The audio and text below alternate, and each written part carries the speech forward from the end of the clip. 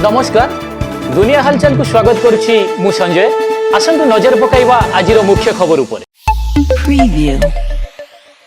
गजपति जिला तप्तपाणी घाटी में भारत महराई ओलटिला पिकनिक बस एथिरे 30 रु ऊर्ध्व आहत होइता बेले 8 जनकर अवस्था गुरुतर थिबा सूचना एवं बस रे प्राय 60 जन यात्री थिबा बेले बस टी जिरांग रु फेरुतुला।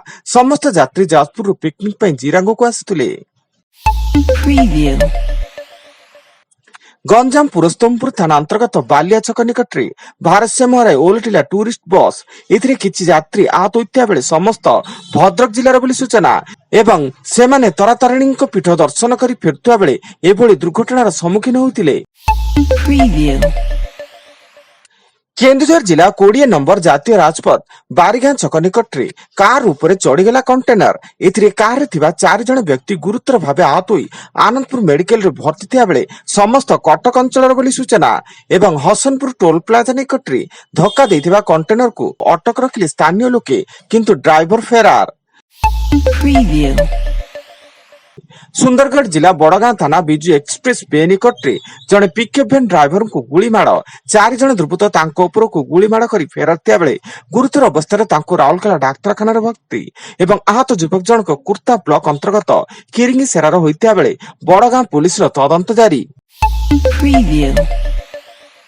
नुआ वर्ष रे श्रीमंदिर रे लागिछि भक्तंक भिड़ राति 1 रु चली महाप्रभु दर्शन एसी सेट दे श्रीमंदिर को प्रवेश करुचंती श्रद्धालु। एथिसह श्रद्धालुंक सुरक्षा श्रृंखलित दर्शन पई प्रशासन पक्षरु 22 प्लाटून पुलिस फोर्स मुतयन होइछि।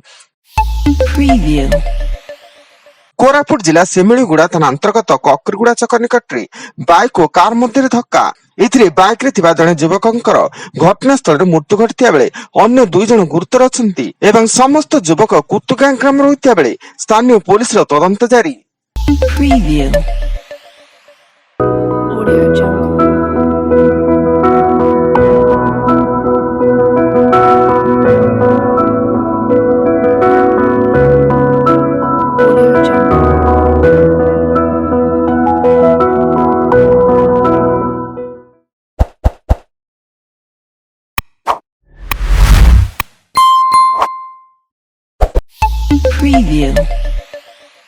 मयूरभंज जिला ठाकुरमुंडा कादडिया छक निकट में भारत महराई दुकान उपर को माड़ीगला नील माधव नामक यात्रीवाही बस एथिरे 5 जन गुरुतर भावे आहत होई करंजिया मेडिकल रे भर्ती थिया बेले बस टी करंजिया रु ठाकुरमुंडा जाउथिला एवं घटनास्थल रे करंजिया पुलिस रो तदंत जारी।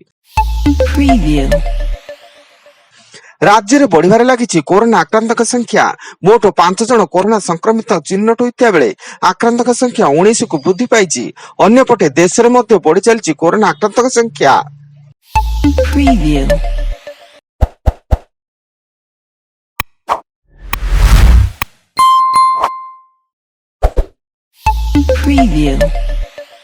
पुरी जिला कोणार्क चंद्रभागा प्रथम सूर्योदय देखा लगी पर्यटक भिड़ एवं आसंता नववर्ष सुखमय होगा सह दीप जाली महाप्रभु सूर्यनारायण को वंदना कर श्रद्धालु।